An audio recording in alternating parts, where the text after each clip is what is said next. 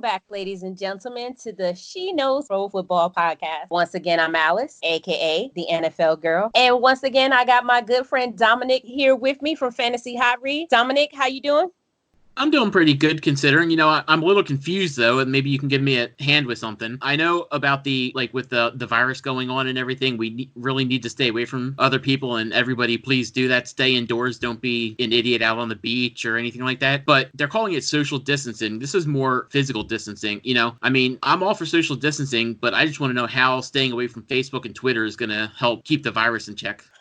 Listen, that's the only place I have seen everybody is all over Facebook and Twitter with these stupid challenges. All right, I understand NFL and NBA players. Y'all home with y'all wives all day and you're bored out your mind. Please stop with these ridiculous challenges. I don't care about you and your koala bear with your wife or whatever today's stupid challenge of the day is. Knock it off. We don't need to see y'all doing whatever. Do some workouts, or how about just don't be on there? Yeah, exactly. The only one that I did see that was pretty funny is Joe Buck went on Twitter and said he's getting bored and he really wants to keep his announcing stuff sharp. So he's telling people to send videos of them doing normal everyday stuff at home, and he'll announce to it and then send it back to him. And can I tell you, I saw the first one, which was with Mina Kimes and her dog Lenny, and it's fantastic. I absolutely love it. So that one I will co-sign on. Joe Buck, keep that up. Anyway, you guys, we've been away for a while. Obviously, hadn't been, wasn't a lot of going on in the sports world, and then all hell broke loose in the real world. So, been away for a minute. Now we're back because, man, did free agency take off with a boom and a bang. And we got to talk about some of these major, ridiculous moves that happen around the league. So, Dominick, let's just get started. Let's start with the biggest name of all, making the biggest move of all. We got to talk about Tom Brady to the Buccaneers. Dominick, what is your feeling on with Brady leaving New England? What's going to happen with them? Will he get more wins in Tampa than New England will get without him this season? And how's he going to do there down in Florida? Yeah, you said the biggest name out there. I thought you were talking about Jordan Howard. But yeah, no, he definitely went out with a boom. He took the boom right to the pirate ship in Tampa Bay. I do think that Tampa Bay, I don't think they're going to have more wins than the Patriots, because I do think that with Bill Belichick there, I think the Patriots can still be good depending on who they get in the draft and if they sign any of these free agents. I do think Stidham, they must really like him if they let Tom Brady go without even making him a contract offer. If anything, I want to say that they may have the same record. I do like Tampa Bay's team better than the Patriots this year. The only issue I have is that Carolina has a decent defense. Atlanta's defense hopefully gets better, we'll say. And the Saints have a very, very good defense. And if you look at the offensive weapons in this, just in the division, the Saints have Kamara, Thomas, now they have Emmanuel Sanders. There's McCaffrey as well as DJ Moore and Curtis Samuel and obviously now Robbie Anderson in Carolina. And then even in Atlanta, they have, Calvin Ridley, Julio Jones, and now they have Todd Gurley. So there's three very good offenses, even with Tampa Bay there with, Mike Evans and Chris Godwin. So it's going to be very tough for him to have a better record, just because I do think this is still the Saints division far and away. I think Carolina's probably bringing up the rear, and I think they'll be fighting out with Atlanta for a wild card spot, but I can see him getting to 9 or 10 wins this year. I just think that the era of Jameis Winston was time to move on. So I feel like this was a fabulous move on the part of Tampa Bay in getting Tom Brady there. Of course, you have to know that this is not the long-term solution. That's why they only signed him to a 2-year deal, which was expected. I mean, the man's going to be 43 this year, retire at about 45. Sounds about right. I'm glad that they made this move. That was the biggest thing that seemed to be holding them back, unfortunately, and I hate to say it, has been Jameis Winston. He's just been too inconsistent.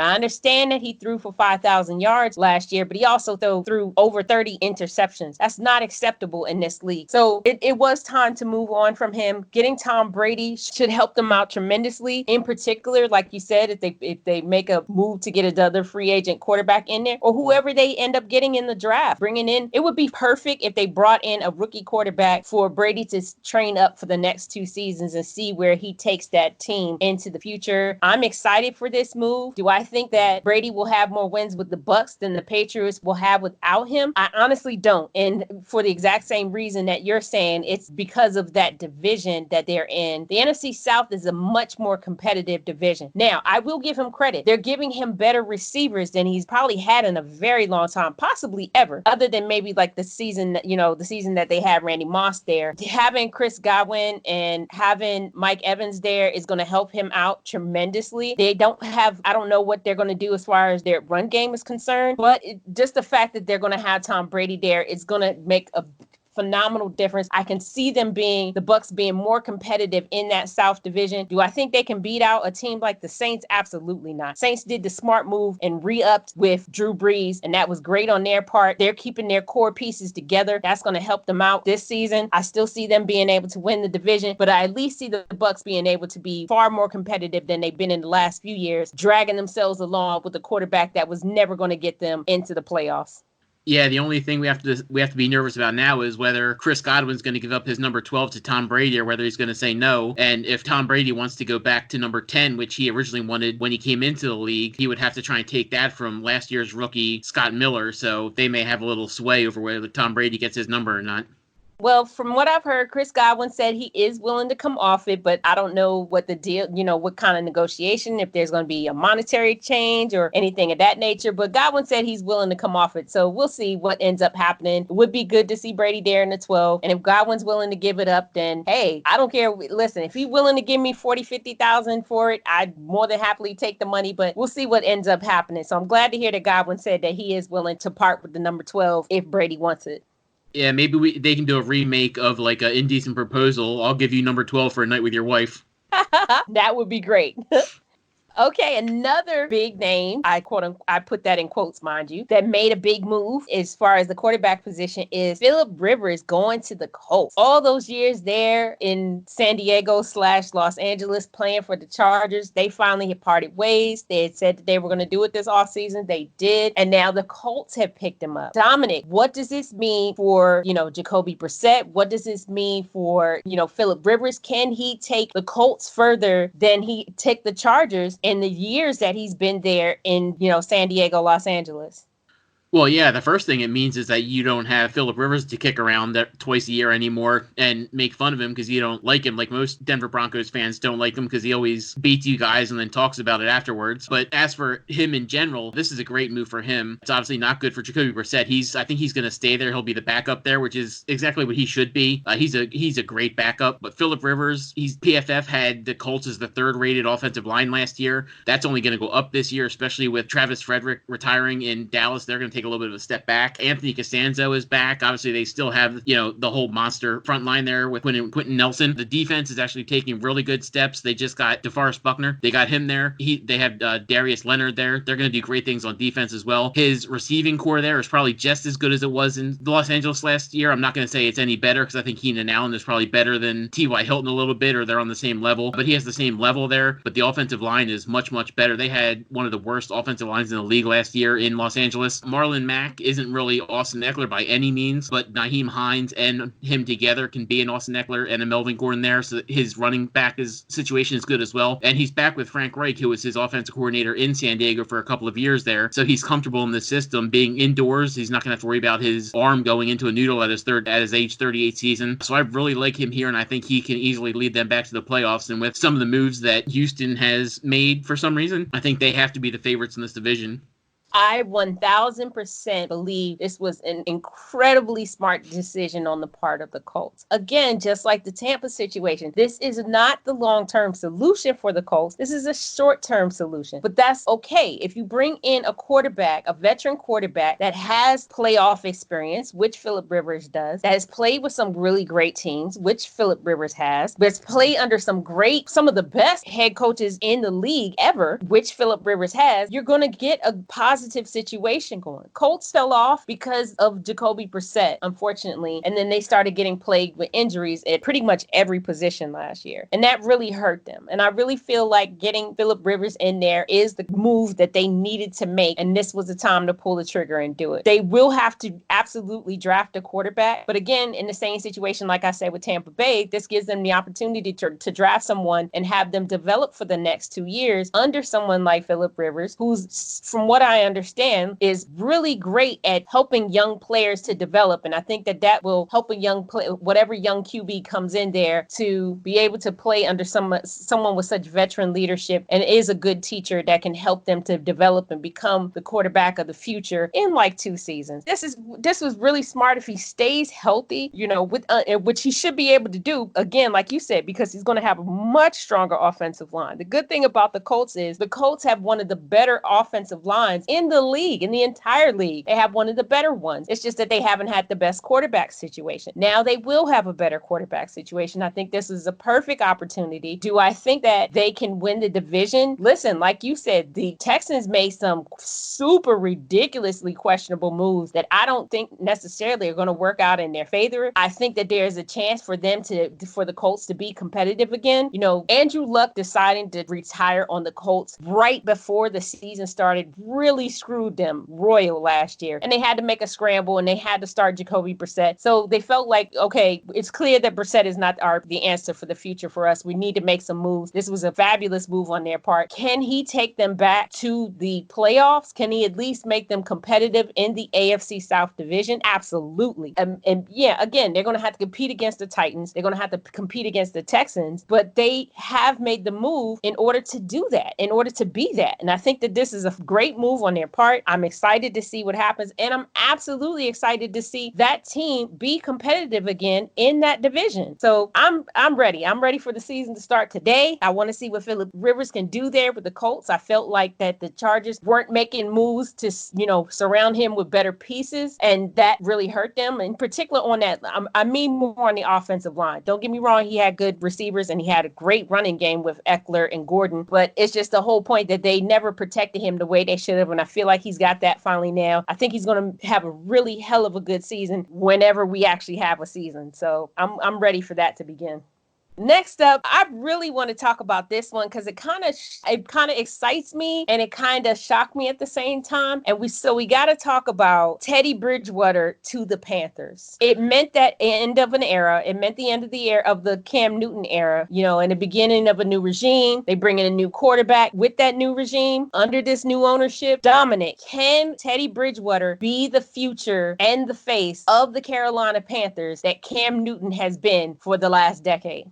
No, as much as I don't like Cam Newton a whole lot, and I do like Teddy Bridgewater, no, he can't be the face of the franchise. I mean, he could be the face of the franchise because he's not going to do anything wrong. He's like a choir boy. But as for his athleticism, he's not as good as Cam Newton is as a quarterback. His arm is not nearly as strong. He has some mobility, but not nearly as mobile or as big as Cam Newton. He's going to be another Alex Smith. He's going to check the ball down. He only averages 6 air yards per attempt. That's going to really, really hurt, players like Robbie Anderson, who just signed there, I think the worst place he could have gone was to Carolina, and that's where he went to be with his old football coach from Temple. It's going to hurt DJ Moore. It's going to hurt Curtis Samuel. Obviously, it's going to really help as much as it can Christian McCaffrey because he's going to get a lot more dump down passes. He's easily going to be over 100 receptions again this year. He may even get more rushes and everything. I think this is a true, no pun intended, bridge quarterback. I think they are somebody who's going to draft somebody in the second or third round this year, developing behind Teddy Bridgewater for a year, maybe two, because it's definitely a 2-year contract, but they can get out from under it after the second year. If they bring somebody in that plays much like Teddy Bridgewater, maybe a Jake Fromm or something in the second round, he could learn for a couple years. They bring somebody else in, like a Jacob Eason, who has a monster arm. That's going to be more difficult because he's not going to be able to do the same things that Teddy Bridgewater does. But I think this is a 2-year quarterback plan for them. They gave him 3 years for $60 million. Like I said, it's like 2 years, $40 million is guaranteed or something like that. And then the last one is only guaranteed for injury if he gets injured next year or something like that. But I do believe that this is the plan. They're going to draft him. I think they'll draft a quarterback probably in the second round, let him sit for a year or two, and then he'll be the quarterback after 2 years when they finally do decide they think they should be in the playoffs and stuff.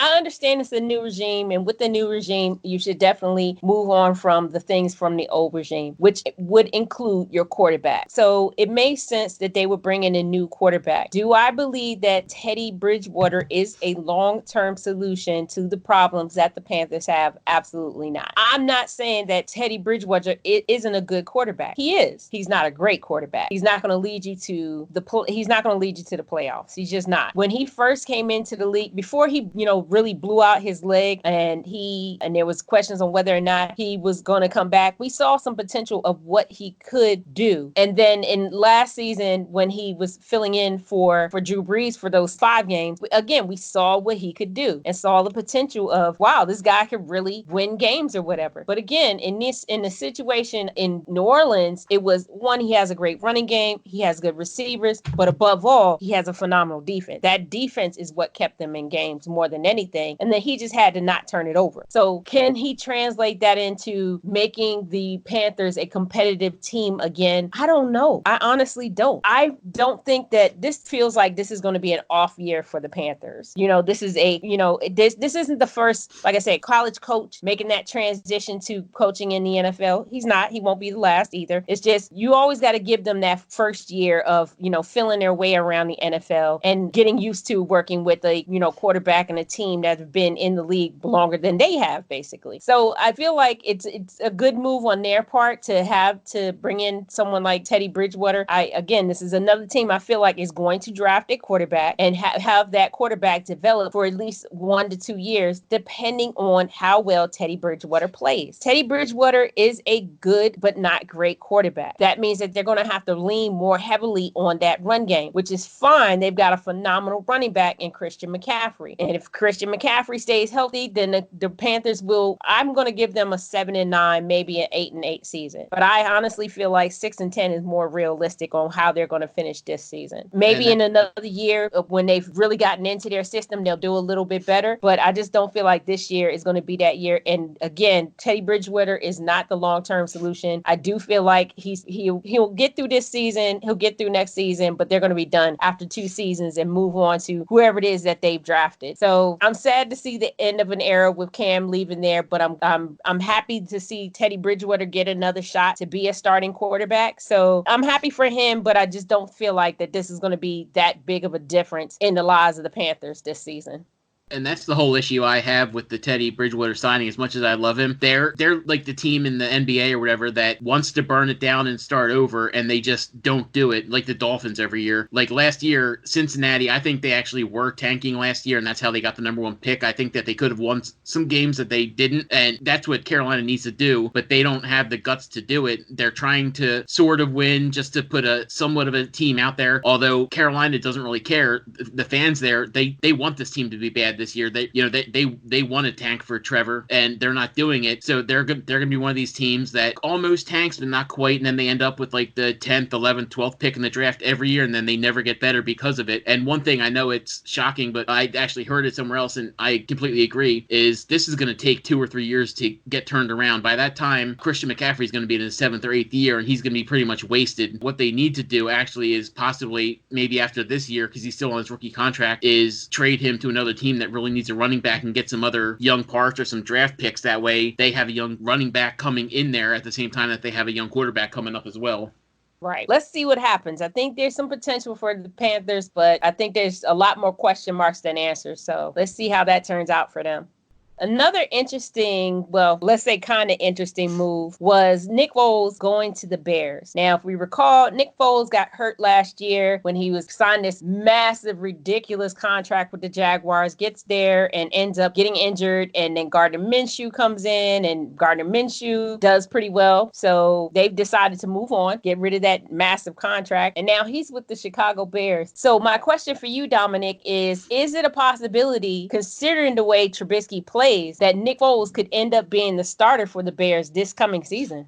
Oh, I think there's more than a 50% chance that he's the starter at the beginning of the year, and I'll guarantee it's probably a 100% chance that he's the starter by the end of the year. He's not a great quarterback, but he's better than Mitchell Trubisky, which is sad to say. Yeah, he did take a restructured contract when he went there. I know they gave up a 4th-round pick for him, but then he did restructure his contract. I think that Trubisky isn't the right quarterback for the Matt Nagy system, even though they think that he is. Nick Foles may not be either, but I think he's just a better quarterback all around than Mitchell Trubisky is. He's more accurate. I know he has some weird injury issues. He had the shoulder. He's had other stuff stuff in the past. He's had some good years, like when he came in for Carson Wentz and led the Eagles to the Super Bowl. He had the 27-2 lead season that everybody knows about with the Eagles the first time he was there. I think he could come in and with the weapons he has there, if they can get David Montgomery going, they have a semi-decent running game there. They have Allen Robinson, who is still a very good wide receiver one. If Anthony Miller can come on here in his third year, if they can get one of their 19 tight ends to actually do something this year with Jimmy Graham and everybody else they have there, I think he has some weapons there. The offensive line definitely needs to get better, but we know how good the defense there can be. It has been in the past. It was pretty solid last year in the top 10. It's going to be in the top 10 again this year. So if he does get a chance, I think it's going to be difficult because I do think that the Vikings have overtaken them and the Packers have overtaken them as well in the division. So it's going to be tough to make the playoffs, but I do think that they're going to improve over next year, especially if they do have Foles as the quarterback the entire time. Mitchell Trubisky is not the future of this team. He just isn't. Everyone was floored when he was selected number 3 overall just a few years ago because it's totally not the pick that anyone expected. No one expected him to go that high. No one expected him to go in the first round. And admittedly, he did start out the gate having a few impressive wins or whatever and looking kind of good. And so there was, okay, well, maybe we underestimated this guy. And then it all, the wheels fell off. In particular, last season, it really fell off and you started to see, no, he is what we thought he was. He's a mediocre quarterback at best. And I'm saying that even with the fact that he didn't have the best weapons around him. He has not had a strong offensive line. He's had to end up scrambling for his life, but he doesn't have the instincts to get the ball down the field. Whereas I know with Nick Foles knows how to get the ball down the field. He knows how to scramble. He knows how to, dump down. He just has those automatic instincts that you can't teach to someone. That's obvious with Trubisky. It has to be instinctual, and Foles has that. He has that instinct. Now, the problem with Foles is, unfortunately, he's been very injury prone. It happened again last season, and so can he stay healthy?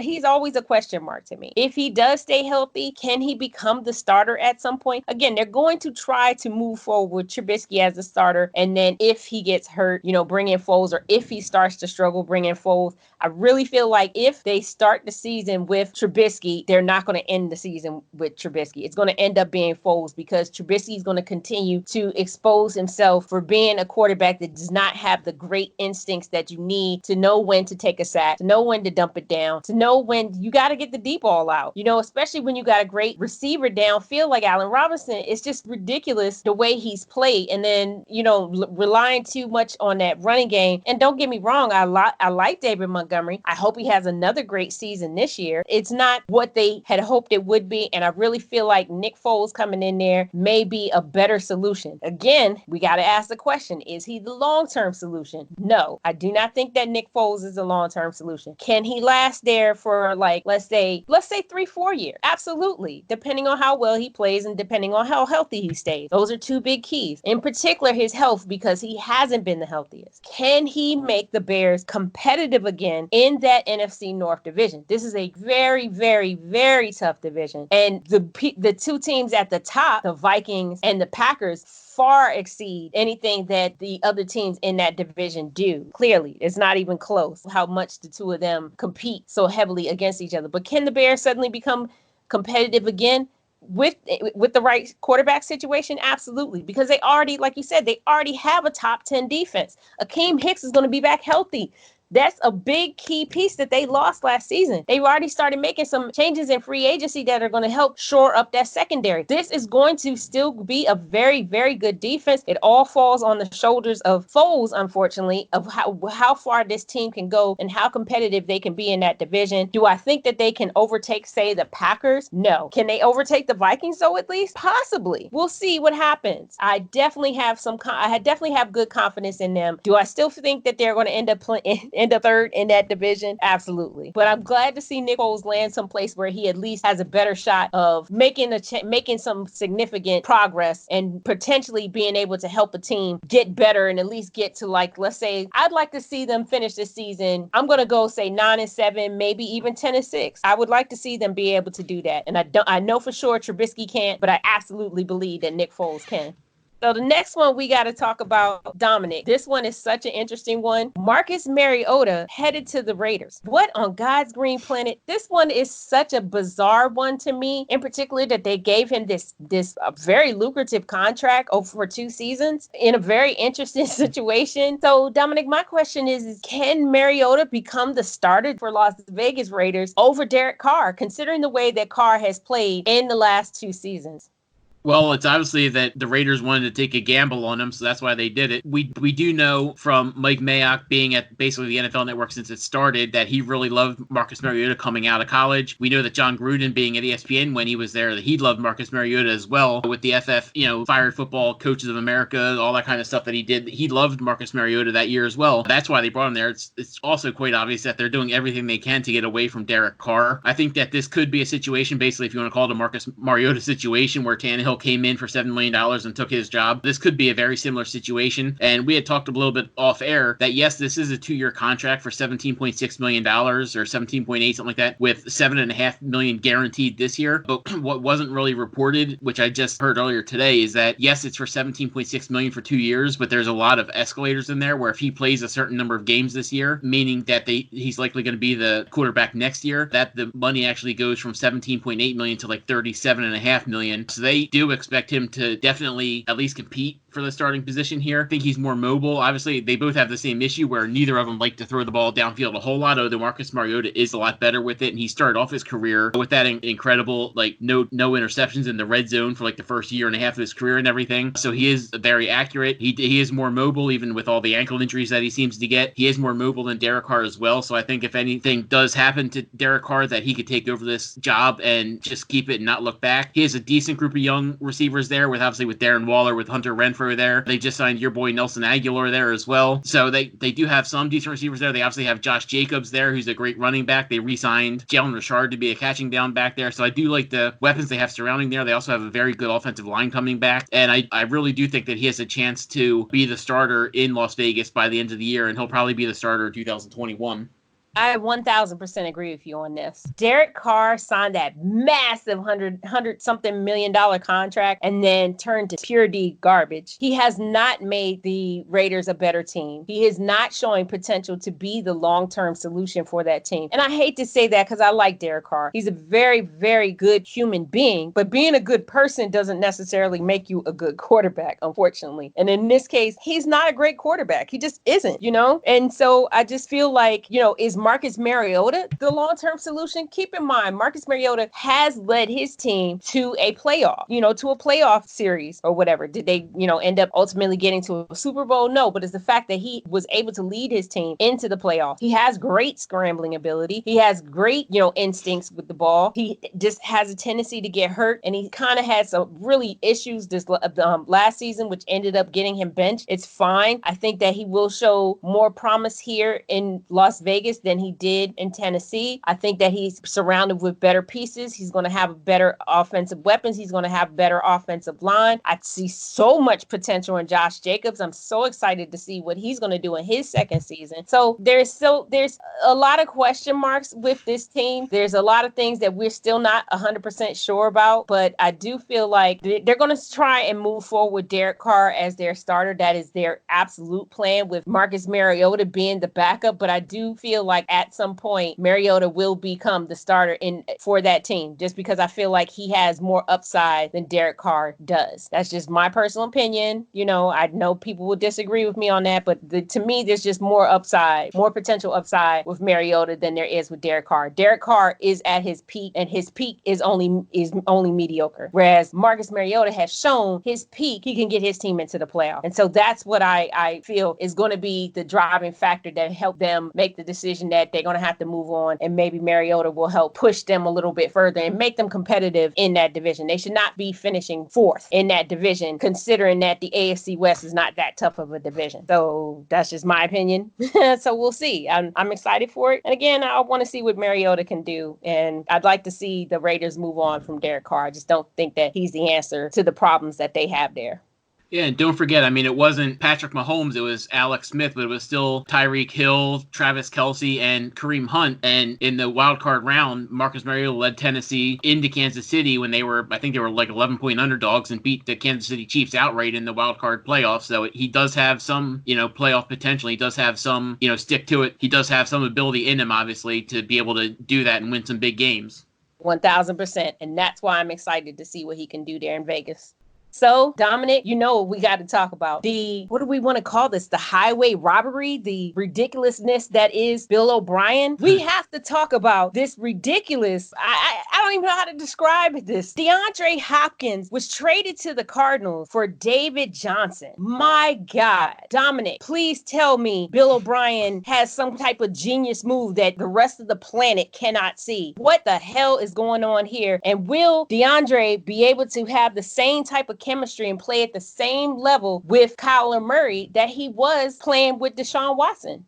Yeah, we're not going to get political here, so I'll be nice about it. The only person right now in the world who thinks that Bill O'Brien is the genius is possibly Matt Millen. This was a terrible deal. He got basically, like you said, DJ, who has a $10 million contract, which is basically the same amount of money that DeAndre Hopkins is making this year. So, the salaries are basically straight up, which is unbelievable. And he got a second-round pick. So he basically got a second-round pick in a contract that they didn't want for DeAndre Hopkins. This is terrible, especially when we talk about the next deal that came up. I think that DJ could have a resurgence here in Houston. I think for DJ, it's actually a good move. He gets away from Kenyon Drake, who I think is obviously going to be the number one guy there in Arizona. He had a great year last year after he came over. I think he's going to do good things again there this year, especially behind a better offensive line that they're trying to build there. Houston is also trying to build a good offensive line. They drafted Titus Young early last year. They picked up Laramie Tunsil from the Miami Dolphins for the rest of their draft last year. And going forward, they should be better there as well. So this could be a good thing for DJ. Obviously, playing with Deshaun Watson is going to help him as well.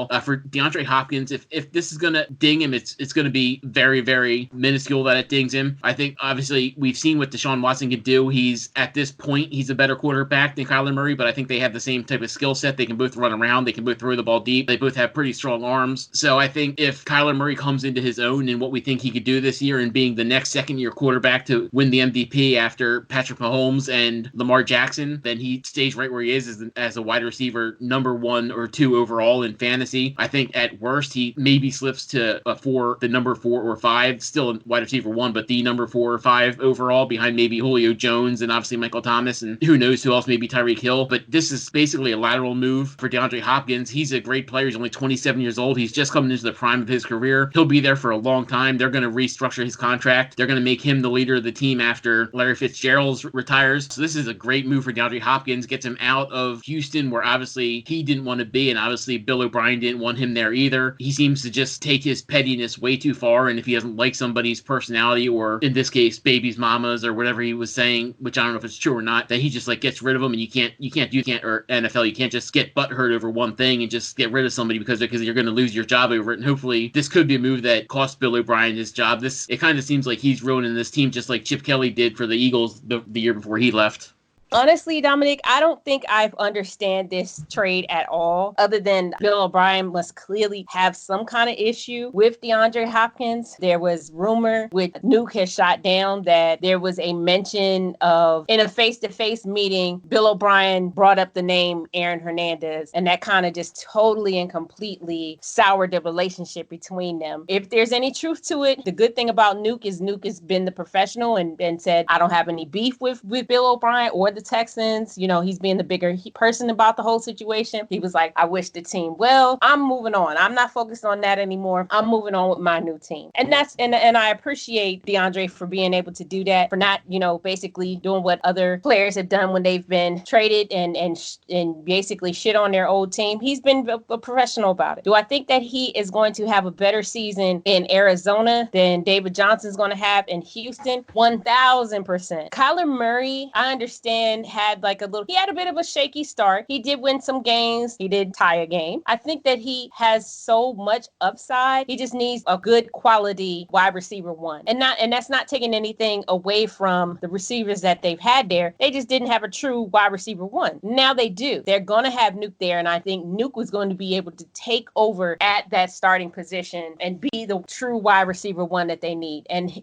anything that he needs to learn from a great vet, he can learn from Larry Fitzgerald. This is going to be a good matchup. Yeah, I feel like that there can be the same type of chemistry with Nuke and Kyler that Nuke had with Deshaun. I just feel like that because Nuke has a very even temper about him. He's a very good dude, super smart and very laid back. And I feel like that's going to, he has the type right temperament to be able to go in there and do well in Arizona and, keep whatever bitterness or anger or whatever or frustration over the situation that happened in Houston to himself. And I appreciate that. Will David Johnson be able to go into Houston and make some kind of difference? One of the jokes I heard going around was about the fact that they're going to have two running backs there with the initials D Johnson on their back, so you won't be able to tell who has good production or not. So, will David Johnson be impressive? Again, I haven't seen great numbers out of David Johnson in at least in a good 2 seasons. In his second season in the NFL, he had a great season and it fell off since then. He hasn't been able to stay healthy. His numbers haven't been that impressive. He's missed so many games due to injuries. He's missed seasons, most of seasons due to injuries. I don't think that David Johnson is going to be, he's going to have this sudden resurgence there in Houston. I just don't see it happening. I do not feel like this was a smart move on the part of Houston. But again, whatever animosity Bill O'Brien had towards DeAndre, he's now gotten rid of him. Fine. Let DeAndre go and flourish there in Arizona, which I really think is going to happen. And let David Johnson hopefully be able to do something there in Houston. I just don't think he's going to have the kind of production that they think that he's going to have. And he's not going to have a resurgence there in Houston. That's just not going to happen. So I wish Nuke all the best. And I hope that by season's end that Houston really sees Bill O'Brien for what he really is and he finally loses his job, because I just don't think he's a good head coach and he's an atrocious general manager. And that's just my opinion. Come at me if you want to, but I'm sticking with that. I really hope that man loses his job. He needs to go to his assistant for some prayers. What was his name? Pastor Ellerby, I think his name is, the guy from New England. Yes. All right, the other, I guess I want to say interesting trade was the Vikings trading Stephon Diggs to Buffalo. Again, this is another trade where no trade will be as bad as the DeAndre Hopkins trade, but this is still another baffling trade. So my question to you, Dominic, is can Stephon have a resurgence there in Buffalo? And will Minnesota miss the production numbers that Diggs has had in the last 2 seasons in Minnesota? No, he's not going to have a resurgence in Buffalo. I think this is an extremely smart move for both teams, though. We talked about this off air, obviously. Minnesota got the deal for him that Houston should have gotten for DeAndre Hopkins. It was still a great deal for both teams. Diggs is one of the best route runners, if not the best route runner in the league. Obviously, I concentrate more on fantasy football. This is not a great move at all for fantasy, at least for Stephon Diggs. He's 6 foot tall. They needed a large receiver there. They needed like a T.Y. Higgins in the draft. That's 6'3", 6'4". They didn't get something like that. They got somebody 6 foot tall, 190, just like the guys they already have there now. This is a great move for Josh Allen, though. This should really help him, give him another receiver, somebody who can get open. I think this is actually a real big boon for Cole Beasley. I think he should have a great year this year. We know they want to run the ball. They brought in a lot of offensive linemen last year as well. They should be able to run the ball this year with Devin Singletary, last year's rookie, who actually did good. As for Minnesota, it's going to hurt them in the short term because now they're left with Adam Thielen and Olavisi Johnson, and Kirk Cousins obviously is still there with his new 2-year contract that he signed as well. They're going to have Kyle Rudolph there as well as Irv Smith Jr. They did get the 22nd pick in the draft here. I think they'll use that on a wide receiver. They could possibly use it on T.Y. Higgins, the guy that Buffalo should have just drafted. But now they also have the 25th pick in the draft, which they'll probably use they'll either trade that, or I think they'll probably use it to get a cornerback there if they can, to replace Xavier Rhodes, who was awful last year and is now gone. So this is, I think in the long term, it's a very good move for the Vikings, and I think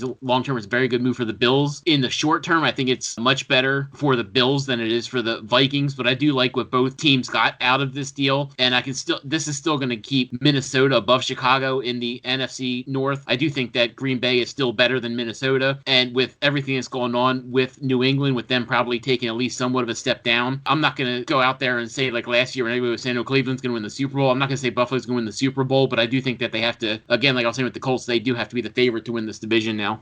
Wow. Stephon Diggs did really well in Minnesota. So I don't fully understand why they made this move. But again, like you pointed out, they still have Adam Thielen there. They still have Kyle Rudolph there. They still had Dalvin Cook there. They re-signed Kirk Cousins. So they've got great offensive pieces. They're going to make some big moves on that defense. They already have in free agency. I feel like they're really going to draft some better players on that defense. We'll see how that pans out because Zach seems seemed to be more of what was holding them back. So I'm excited for that, but I'm just baffled by the decision to go ahead and get rid of Stefon Diggs. Do I think he will have a resurgence in Buffalo? He's playing with Josh Allen, and Josh Allen is one of those quarterbacks that has really great games and then really, really, what the hell were you doing and who were you throwing at 2 games? That's just how he's been so far in the league. I think that maybe now that he has a better receiver in Stefon Diggs, he might see some better production out of him. But do I expect Stefon to be able to suddenly have better numbers, say, than even just last year? I don't think so. I don't see necessarily that happening. I would like to see him get a 1,000-yard season.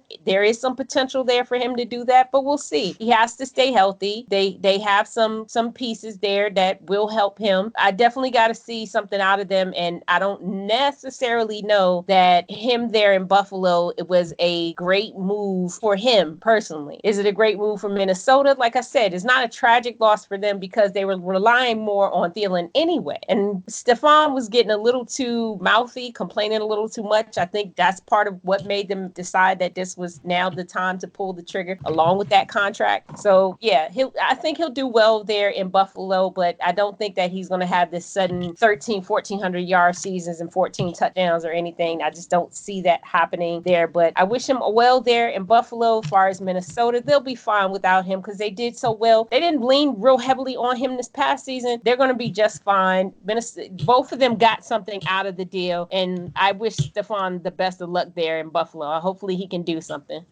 Next up, we definitely need to talk about, we almost skipped this one, and then you mentioned it. Goodness, Dominic, Emmanuel Sanders to the Saints. My first question has to be this. Why on God's green planet did the 49ers not hang on to Emmanuel Sanders? And can Emmanuel Sanders play a significant role on the other side of Michael Thomas there in New Orleans? This is, I'm a Saints fan, as you know, but this is actually honestly my favorite move of the entire offseason. I love this fit with him with the Saints. Obviously, Drew Brees is he's always had a great downfield ball, but he's getting older. He's going to be 41 this year. His arm's not what it was, but he is still the most accurate quarterback in NFL history. He's got like the 3 or 4 most accurate seasons in NFL history. This is the best wide receiver 2 that Michael Thomas has ever played with. I know he had Brandon Cooks there his rookie year, but at that time, Michael Thomas was the wide receiver 2. In this case now, he's the alpha 1 and Emmanuel Sanders is the number 2. This is a great fit for Emmanuel Sanders. He's a very physical receiver down the middle. Obviously, Michael Thomas is the best receiver in the NFL right now. It never worked out with Traquan Smith there. We don't know what, Keith Kirkwood is. Ted Ginn has never been a wide receiver 2 type person. He's more of a deep threat, so he still has his role there. This is an awesome move for Emmanuel Sanders, and this could easily, I know it seems like a small I know it seems like a small move, but this could easily be the move that puts the Saints as the favorite in the NFC. I have to agree with you here. Listen, I don't fully understand why the 49ers did not hang on to Emmanuel Sanders. I absolutely thought that his matchup with Garoppolo was a great one, and it really showed in the playoffs how good of a matchup it was. I'm completely baffled on their decision to go ahead and let him walk and now be there in New Orleans. I think this is great, though, for New Orleans. This is not a tragedy for them. This gives them a solid wide receiver, too, on the other side of Michael Thomas. And again, I'm not taking anything away from Ginn. Ginn, like you said, is a deep ball threat. I can see him moving to the slot and still being that. This is going to be a great, great move for Emmanuel Sanders. Opportunity to get to play with one of the greatest quarterbacks in current era and definitely in NFL history is going to be so good for him. And so I'm very happy for him that he's getting this opportunity, and I'm very happy that he's getting to play for such a good team. I would like to see him be able to help propel this team into the playoffs, which I think he can do. Man, New Orleans has done some great moves. Getting Drew Brees to stay for another 2 years, and then the addition of Emmanuel Sanders is really what this team needed to show that they are all in on getting it done this season. And I'm so happy for Emmanuel. I was so hurt when Denver made the decision to trade him to the 49ers, but I was happy for him that that he was able to take that and go and get into a Super Bowl. And now the opportunity to go and play with one of the greatest quarterbacks in modern era is so good for him. I think it's going to be an absolute win for this team. I think that they will by far run away with that division. So yeah, I'm happy. I'm definitely happy for Emmanuel Sanders. I'm just shocked that 49ers would even let this happen. But yeah, good for Emmanuel that he landed with another good team. So moving on to another position, I guess I want to say it's not surprising that the Rams, considering that they had threw all this money at Todd Gurley, decided that they were going to cut their losses. They're good. And, it's just, it sucks that they had to take such a tremendous loss in dead cap space in giving up on Todd Gurley. But it was the right move simply because he just hasn't been consistent. He's been hurt and there's something going on with that knee that they're not talking about. So he did, however, land on his feet and he's going to the Falcons. He signed with the Falcons. So, Dominic, my question to you is, same thing. Can Todd Gurley have a resurgence there in Atlanta? Or is whatever this knee issue going to resurface and in like, say, a year or 2 years, they're going to have to move on from Todd Gurley as well? The good thing about this is the fact that even if they do have to move on with him or from him within a year or two, the fact of the matter is he probably won't be there anyway because he only signed a 1-year contract. So it's only for $6 million, which I know is a lot of money to us normal people, but to football players, that's not a whole lot. The good thing for Gurley is, one, he doesn't have to play in that uniform, which I think they're calling it Comb over LA. But just, I think he might have seen that leak on Twitter a couple weeks ago and said, get me out of here before this thing starts. He's still getting $12 million from him this year, plus the $6 million he's getting from Atlanta. So he's happy as a clam anyway. He gets to be in Atlanta, closer to home where he went to school in Georgia. So they're going to be happy to see him there. And this is one free agent that even though he found a new team after getting released, he didn't really take a step back. You can say, Julio Jones is by far better than any receiver that the Rams have on their offense. He's obviously going to be the running back one there. He really has no competition unless you think Ito Smith is going to overtake him. They don't really have a tight end there, although they did just trade for Hayden Hurst, so he's okay. They have a great WR2 there as well in Calvin Ridley. And obviously, Matt Ryan, he's not a top 5 quarterback, but he's not Jared Goff either. So they have a much better offense there. The defense, with all the losses that the Rams had, they've lost 5 defensive starters off their team from last year. With Atlanta getting better, hopefully on defense, they're going to have a much better team in Atlanta than they are in LA this year. So I think he's actually in a better situation. And he was smart enough to take a prove-it deal, unlike, maybe perhaps the next person we're going to talk about, he went to Denver. But he was smart enough to take a 1-year prove-it deal where if he actually does do something this year and show that his knee can hold up, he can either re-sign with Atlanta, which he may want to do, staying close to home, or he can go get another semi-monster deal somewhere else, maybe like Chicago if David Montgomery doesn't pan out this year or something.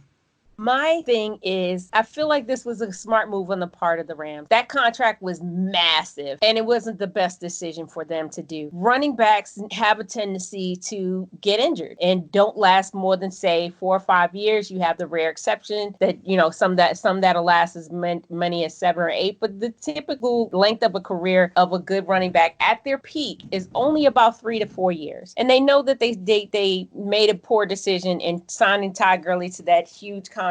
And so I think it was good that they went ahead and decided to cut their losses and move on from Gurley. Do I think this is a smart decision on the part of the Falcons? Absolutely.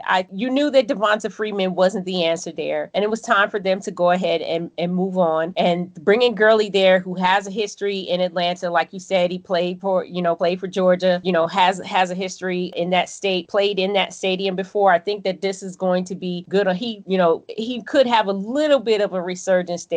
I still think that whatever this issue is with the knee, if it is arthritis like they suspect that it is, that he'll never fully be what he was when he first came into the league. But I do see him being able, like you said, there's no real serious competition at the running back position. Is it possible that they'll draft one now? Somebody that he could, train up or whatever? It's possible. But they know that at least for this year, they've got a good running back there who should be able to put up some numbers. Do I think that Gurley can rush for 1,000 yards if that offensive line stays healthy and he has the receivers and the quarterback there that he does? Absolutely. I think that is 1,000% the potential that he has in Atlanta, which I don't think he had going in Los Angeles, considering that they were having such a struggle this past season, putting points on the board. And so I definitely see him being able to do something there in Atlanta. Now, bigger question, does this mean that Atlanta now becomes competitive in that NFC South division? The Saints are by far are, in a way, the lead in that division. And that's because they got answers at every side and every part of that field. Do I think that the addition of Todd Gurley may help them become, like, say, an 11-5 team? That's a possibility. That really is a possibility. Their biggest issue tended more to be on their defense because they couldn't keep their defensive players healthy. They'd cut a lot of that dead weight,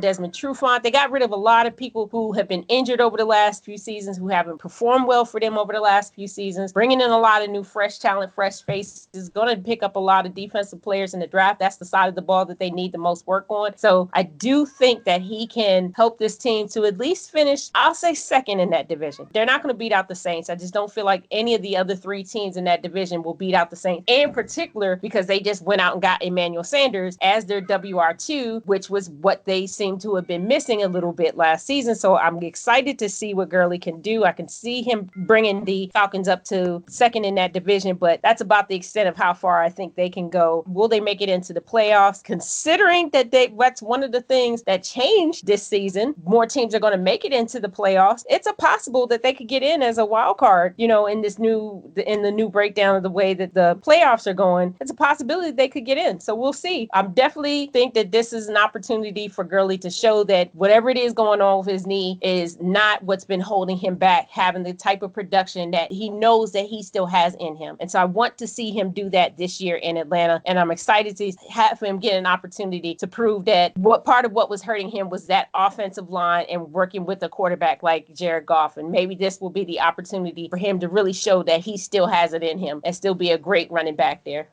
Hey, two things. First of all, don't disparage Desmond Trufant. He signed with Detroit, letting them trade Slay to my Eagles, so that worked out good. And I don't know if you've heard this stat or not. You probably have. But if Laquan Treadwell, who they just signed, if he becomes a starter alongside Calvin Ridley and Julio Jones, Atlanta will be the first team ever to start 11 first-round draft picks.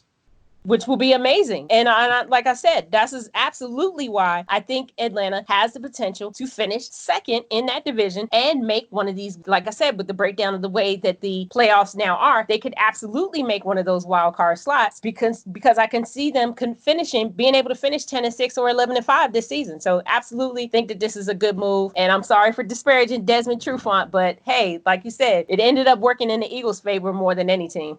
And definitely, the other one we got to talk about. Oh, good Lord. Melvin Gordon to the Broncos. I don't know how to feel about this as a Broncos fan. So I'm going to lean heavily on you, Dominic. Is this a good move, both for the Broncos and for Melvin Gordon? Can you see him being a big key piece to this offense? Keep in mind, this is a team that has Royce Freeman and already has Phillip Lindsay. Do you see him being able to be a significant factor in that offense, considering they already had a pretty fair running game prior to him even coming there? Well, you were right in slipping and calling him Melvin Gurley, because he said that he had a bunch of other offers and that were higher money, but he took this one because he wanted to go up against his old team and show him up 2 times a year. If you believe that, then you also have to believe that Greg Williams had 7 other job offers before he took that Cleveland job that, like he said on Hard Knocks. He's going to come in here. I think he is going to be a very good runner. We do know he's a good runner. He's a good pass catcher as well. This really hurts Phillip Lindsay. I think the person that's really going to hurt is Royce Freeman, mainly because he's not going to be on the team anymore, most likely. But it's really going to take a step away from Phillip Lindsay as well. Melvin Gordon is going to be the number 1 guy there. He's the 4th highest paid running back in the league right now with an average of $8 million per year with this new contract. It is a 2-year contract, so it's not going to kill them. I think this is only one of a litany of really, really good moves that Denver made this year. I think they could actually be the number 2 team in this division at the end of the year. I'm not usually high on Denver, but I do really like them this year. With all the moves they made, being on the offensive line, trading for Kersey on the defensive line, trading for Bouye in the defensive backfield. They've made a lot of great moves. If Cortland Sutton can keep on the trajectory he's on and Drew Lock shows this year what he did at the end of last year, I think they can be very good and they could be possibly a wild card team, but I do think they can get to double-digit wins this year. And I do really like Melvin Gordon's fit here on this team, helping as a veteran running back and a presence there. Hopefully he just doesn't try and hold out again next year to get more money.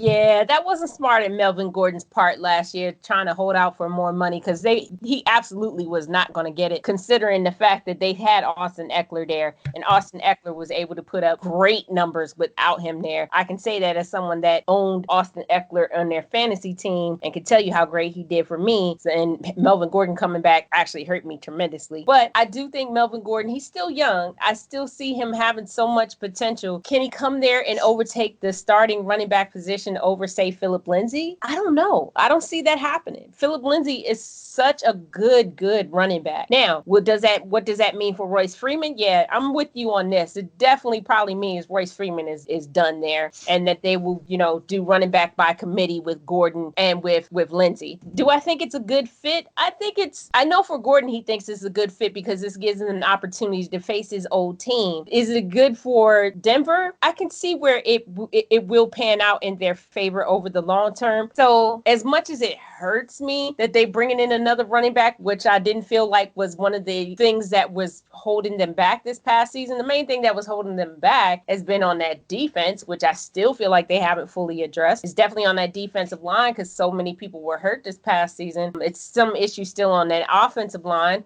for the same reason that they've had so many injuries. We'll see what they're going to end up doing over the long haul. But Melvin Gordon isn't the worst decision that they've made. I feel like he will, if he stays healthy, if he, doesn't try and hold out for more money at the end of next season or whatever, it'll work out in their favor. So yeah, I'm optimistic that this could be a great thing for both Denver and for Gordon.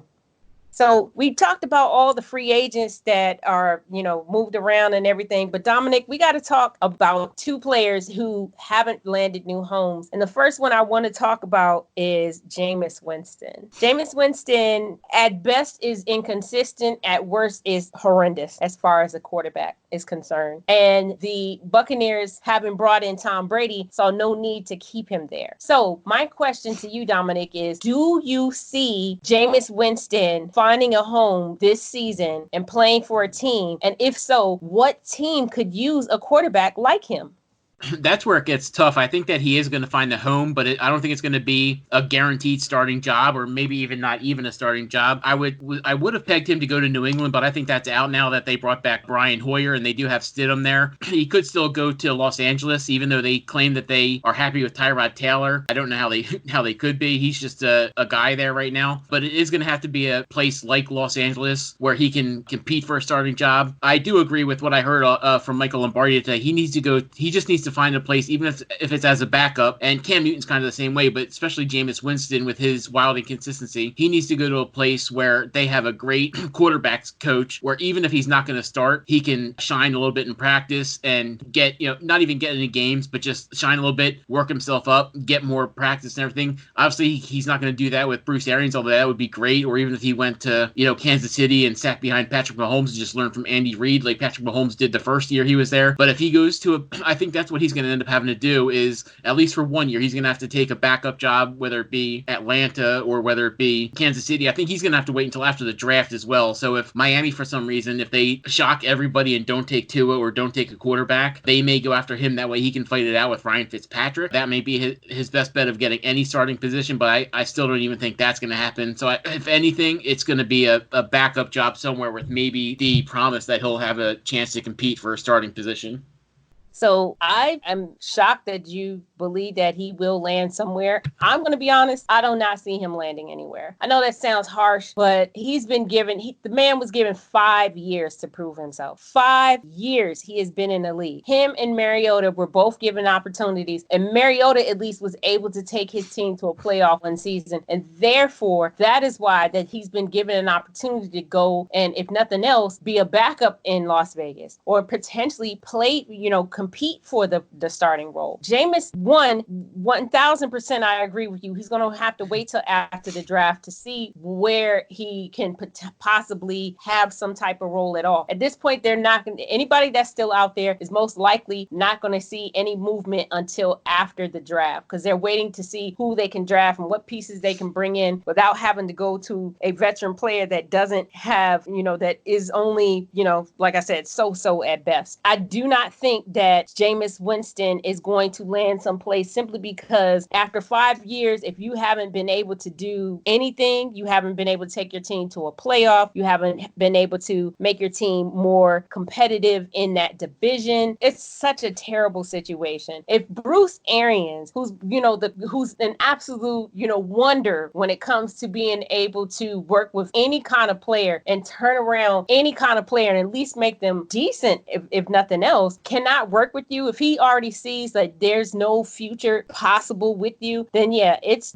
most likely that Jameis is not going to land somewhere. I just don't see it. Maybe I'm wrong. I feel like he's not going to get picked up. I think what may possibly happen is someone gets hurt and then somewhere around, say, week 6, some team that really desperately needs a quarterback to come in for a few games to pick up a backup for a few games or whatever, that's when he'll find himself a job. But prior to that, definitely not before the draft. And more than likely, like I said, I don't see it happening until someone goes down with an injury and then they need a desperate, go for a desperation to bring in a backup to whoever they have as their backup. And that's when Jameis will get a job. He's just too inconsistent. He throws too many interceptions. He does not have good instincts at all. So yeah, I don't see any team being willing to continue to take chances on him. Not in no long-term deal. So that's just my feeling.